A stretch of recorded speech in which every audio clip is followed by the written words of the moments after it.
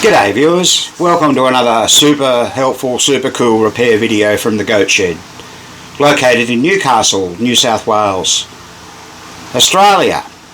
Today is Saturday the 13th of January 2024. So on Monday we'll be halfway through the month and then we'll only have another month and a half of our summer to go. Alright. So it's 22 degrees Celsius outside, which is approximately 71.6 degrees Fahrenheit. Now, today we have Gottlieb's Surfer, made in 1976, which there was 2,700 of those made, and of course the 4-player game was Gottlieb's Surf Champ. Now, Surfer was preceded in production by Gottlieb's High Seas. Now, when we looked this up, we discovered, what, Graham, there was how many? 200. 200 made, and we feel it might have been for the Italian market, maybe? I think so, yeah. I've never seen one, but... No, I think it's probably definitely Italian market, out of all, I'd say. Right, okay. Alright, well, the machine immediately made after Surfer was Target Alpha. Of course, very popular game. Very popular. I don't like the game myself, but... I think the artwork is a lot better than Solar City myself.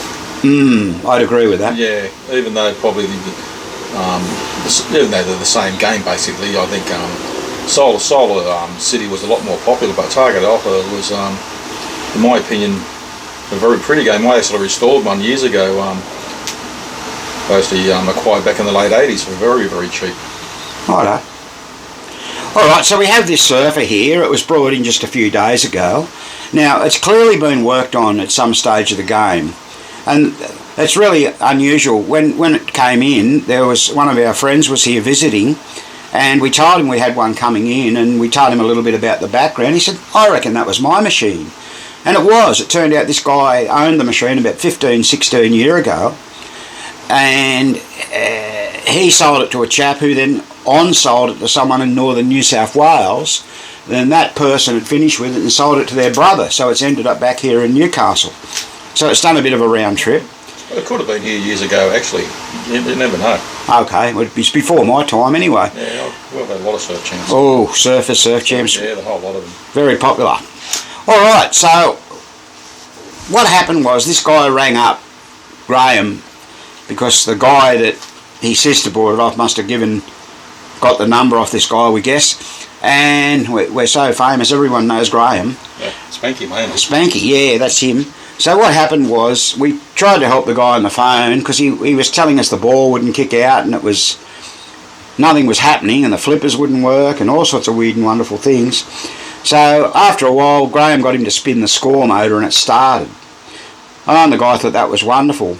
But anyway, we said, play a few games and see what happens. Well, it was only 10 minutes, and he rang up and said, no, it's done it again. Okay, we can't help you any further, you're going to have to bring it into us.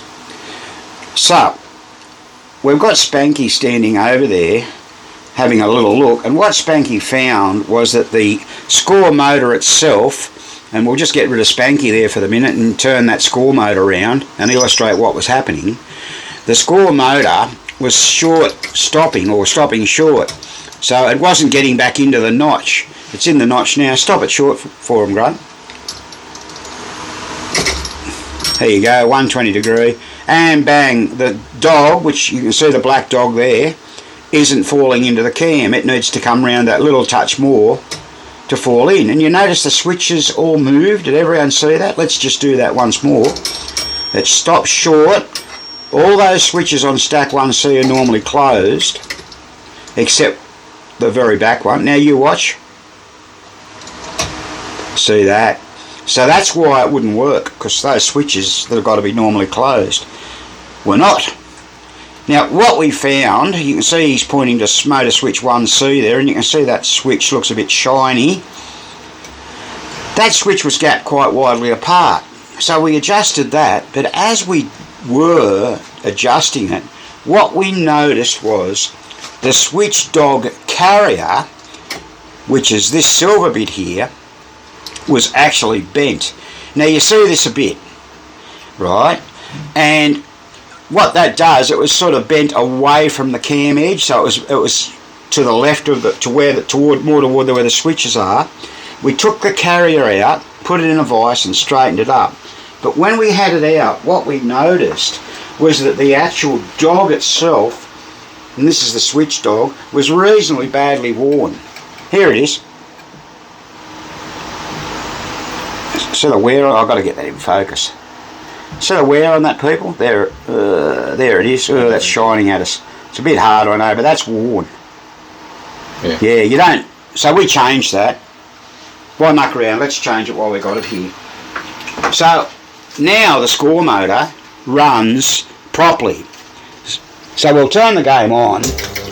There is a motor going home. We can operate one of the relays that makes it run, like the 500 point add bonus or the P relay. And you can see the score motor's running around quite happily now. And it's stopping in the right position. So that's something to look out for. If you ever get a machine and it won't start, always check that the score motor first of all spins, because if it doesn't, you may have a blown fuse on the 25 volt circuit, or you may have something like that. Now while we were on the job, we removed the motor from the cradle itself and tipped her upside down and lubed it, and that's all good now. So that's something we've done to this machine. Now also what we've found, we're now working on the Playfield. In the back box we really haven't had to do much. We have to do the match unit as you generally do, that little finicky ASFS relay. We've got to do that. But the score rules are pretty good. They are. Yeah, we don't have to do anything. The credit meter was very nice. Yeah, the replay unit's okay. A bit of a shock because usually we've got to pull everything out. We have. But one thing we did find, and this is, I'm going to try and show you this without upsetting the apple cart too much. Let's just go up here. One thing we did find, we're going to zoom in on that, is, just a minute, there it goes.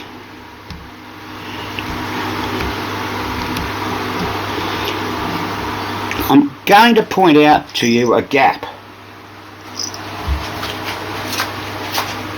There's a gap between the frame. That's not supposed to be there. Someone has put a flipper kit in this and put the bearings in incorrectly. How it should look is like that. So there's no gap. So in other words, they've put the top bearing, I beg your pardon, that top bearing is meant to go in the bottom. It's got a boss on it. There's two little bosses under there, and they go in little grooves under there. So, oops, just make sure you can see that. Now we've actually done a video on this before. It's an easy mistake to make, but it can give you problems with things binding where they should and shouldn't. So you can sort of see that gap. It stands out pretty much so. The other thing we're in the middle of doing now, we're in the middle of doing the wiper on the bonus unit. Now, those of you that watch our videos will know that we always do these. So we have this little jig we've made. I'll just drop that down a little bit there so we can see it properly. Little jig we've made with that screw in there to hold that down so we can unsolder those wires and work on them. Just a block of wood with a screw in it. Just makes it easier. That does. It makes it so much easier. Such a simple little thing, and it does really, really work quite well.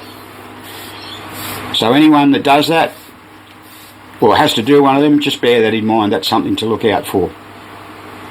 Now, I think out of this, other than that on this machine, we haven't found too much else wrong with it, which is good. I'm just going to clean the switches on the drop targets, and they seem pretty good. And I'm going to go through the trip bank, but just a general inspection, everything seems pretty good. It's still got the original light array in there, which is this.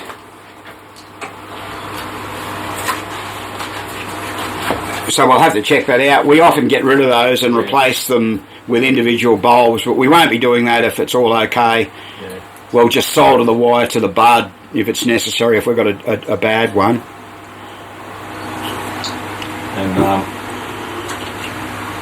we'll probably have to do this spinner relay as well. Oh yeah, that's another ASFS relay. I forgot about that one. So that one's probably, and it's got a switch on it, so I think that's the alternator switch for the specials maybe. Yeah, when they've got a switch on them, there's a little bit more friction in there, and sometimes they do play up.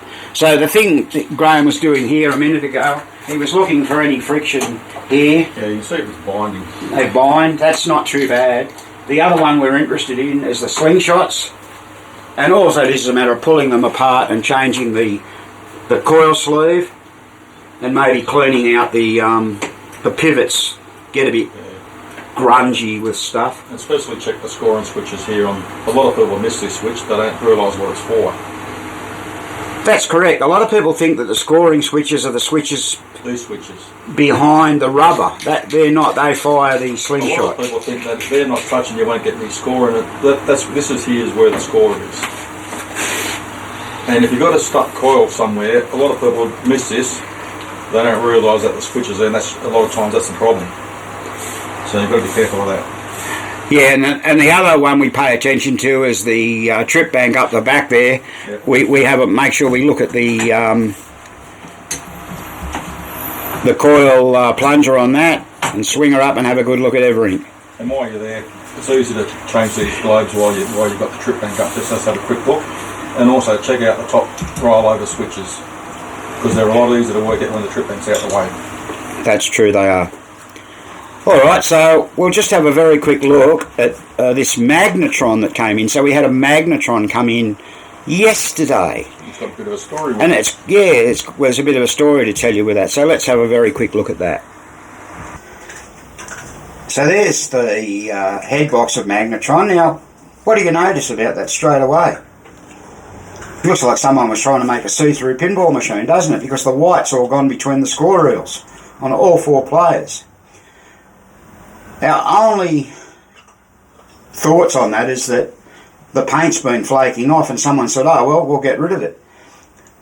Other than that, that back glass looks pretty good, or someone's made their own reproduction back glass without that. I don't know. Yeah, it's just that it's very lucky. This is the same as Surfer, because the reds are replaced by a purple colour, and a lot of people know that reds actually fade on the Gottliebs in the mid-70s, and Magnetron didn't really have many reds in it. So, but where you can see like the white, it's faded a lot, especially where the score, the match numbers are, and the game over and whatever. Now the story with this is that back in March last year, this guy that Graham's known for a long time, he sort of imports a lot of American stuff, cars and signs and all sorts of weird and wonderful things. And what he does, he then sort of sells them, tries to on-sell them. So he bought over about, I don't know, maybe 16, 18 pinball machines. Yeah. We went up, he said, come up and have a look. We did, he wanted with view to repairing them. And this Magnetron is one of those games. So he had a few, 2-of-1 Williams game. I'm trying to remember what that was. Was it? Oh, yeah, a lot of the Target Pool, Masquerade. Yeah. He had a bingo. Didn't he have like a Seashores or Paradise or something like that? Seashores, I think. Yeah, so he had a number of different machines. They're mainly 60s machines and early 70s. Yeah, and anyway, he auctioned some off recently. He must be going to do them in lots of 6, because I think he had 18, and so he'll have 3 auctions. So that's the story with that. That's the Playfield of the Surf. It's a bit washed out, but I think I'm going to strip it down to nothing and wax it with the buffer. Yeah, we'll give it a good clean and see how it travels. So, and we were talking about the cabinet earlier. Sorry, that was Magnetron. I beg your pardon, not Surfer. It looks like it's been re-rubbered. Yeah, it's been re-rubbered. Yeah, we'll give it a good clean and make it look nice. I think he's gonna try and sell it. Okay. Well, that's about all we have to tell you today. Fairly short video. We just wanted you to be aware. Yeah. Oh, hang on. I wasn't going to, but I'll show you something else. 1 second. There it is. Tropico. That's my game. That's the NOS Playfield I bought from Mayfair Amusements almost 2 years ago now. we've completed the job. We put new rails, if you follow us on Facebook, the score reel rails in the head box, which we got from a guy called Derek Detrick in America. And Tropico is looking really nice. Look at the colour on it. I did have new light shields I bought when Pinball Rescue was still going, and a deck also. It all looks really, really nice. So I'm very happy with that. We just got to put it back together, and well, not back together, it's all back. We've got to go put it in the machine and troubleshoot. We're bound to have some problems, but we'll see how we go. Okay. Well, if you've watched the video thus far, thank you very much. Please consider subscribing to our channel. Don't forget to give us a big thumbs up. The more likes we get, the better stance we get in YouTube in the following. YouTube just sent me a survey which I completed yesterday. Alright. This has been another Goat Shed presentation.